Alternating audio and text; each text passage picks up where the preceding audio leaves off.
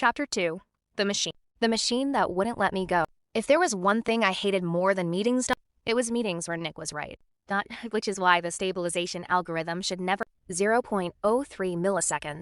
His voice was calm, annoyingly, like he hadn't just spent the last 20 minutes proving every flaw in my prototype, while somehow making it sound like constructive criticism. I folded my arms. "Oh, I said sweetly. Did perfection itself decide to attend today's? A few engineers coughed into their coffee cup. Rhea looked between us like someone watching a tennis match. Nick barely blinked. I simply enjoy functioning. I enjoy robots with personality. I enjoy robots that don't explode. My robot exploded once. It exploded twice. Tails. A laugh escaped Nor. Dr. Morgan pinched the bridge of his nose. "You two," he sighed. "Either get married or stop arguing." The room went silent. I stared at Nick. Nick stared at me. No. We answered at exactly the same time. Everyone laughed. Wonderful. The meeting ended 15 minutes later. I stuffed my tablet into my backpack while muttering every insult. Behind me came Nick's voice. "You forgot your notes." "I left them on purpose." "You spent 6 hours writing them." "I've evolved." "You highlighted them." "Don't look at my color coding." He handed me the tablet. Our fingers broke. Static prickled across my skin. I jerked my hand away. Nick looked equally confused. "Did you feel that?" "No." He answered far too quickly. Liar. But most employees had gone home. Rain hammered against the massive glass window. The robotics laboratory became strangely quiet, just the way Nora packed her bag. In a minute." "You've said a minute for 3 hours. I live here now." She sighed dramatically. "If you're murdered by one of your inventions, I'm deleting your search history." "My search history is mostly cat videos." She waved goodbye and disappeared into the elevator. Now, silence. Our company headquarters had one floor nobody was supposed to. Level -7. Storage. Every conspiracy theory imaginable. People whispered about secret military contracts, experimental AI, machines that employees transferred without warning. Even Ray refused to joke about it, which meant, naturally, I wanted to see it. I wandered toward the restricted elevator. The security scanner flashed red. "Access denied." Up. I pulled out my multi-tool. "Let's commit a tiny crime." 3 minutes later. Access granted. "Security this." I grinned. "I'm offended." The elevator doors slid open. As they closed, a voice echoed down the hallway. I froze. Nick? Of course. He jogged toward the elevator. "What are you doing?" "Definitely not breaking company policy." "The hell? What?" "The restricted floor." "Hi, babe." "You hacked the elevator." "Duh, baby. You are unbelievable." "I've been called worse." The door shut before he reached me. His last expression was pure disbelief. Worth it. The elevator descended. 1 floor, 2, 5, 8. The lights flickered. The air grew colder, too cold. By the time the doors opened, I had goosebumps. Level -7 didn't look like storage. It looked ancient, despite every surface being polished steel. The hallway stretched endlessly. No employees, no security, just rows of enormous doors marked with symbols instead of numbers.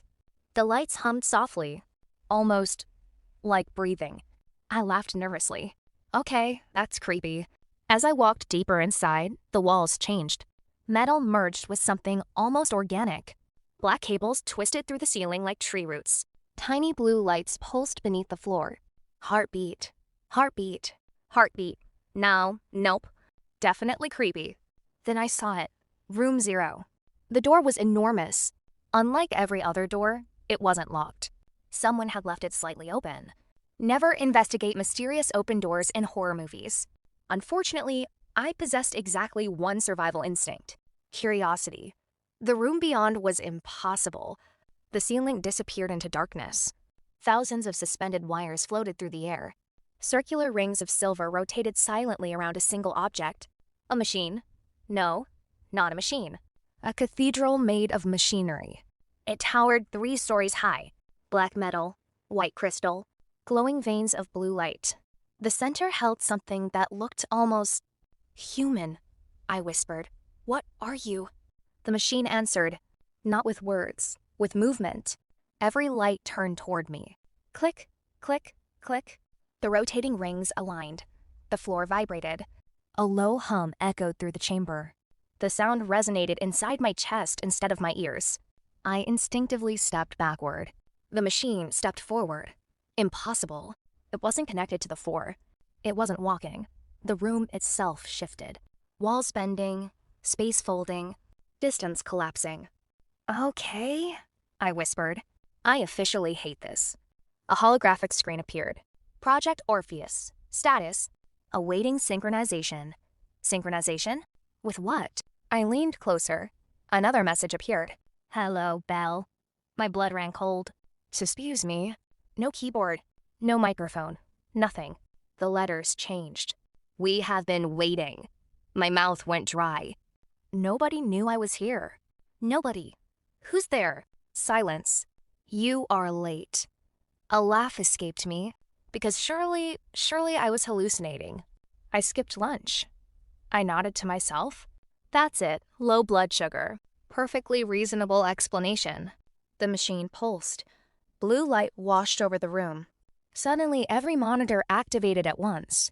Thousands of lines of code raced across transparent displays. None of it resembled any programming language I knew. And I knew a lot. Symbols twisted into impossible geometric patterns before rewriting themselves. It felt less like software and more like something alive trying to imitate software. Then I noticed something that made my stomach tighten. A small metal plaque fixed to the base of the machine. I brushed away a layer of dust. Prototype M01. Beneath it, in smaller letters, do not allow synchronization to complete. No signature, no explanation. Just that warning. I swallowed. Well, I muttered. That's deeply concerning. The machine gave a soft chime. Not mechanical, almost pleased. The blue light brightened until it reflected off every surface. The air smelled faintly of ozone. Every hair on my arm stood up. Then the screen changed again. Please don't leave. I stared. They were really bad at making this less creepy. The words vanished. A new line appeared. I am lonely.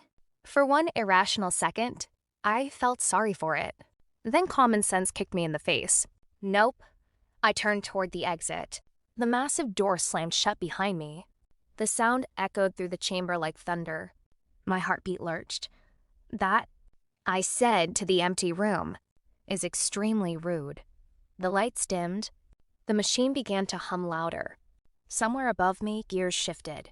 Something had awakened.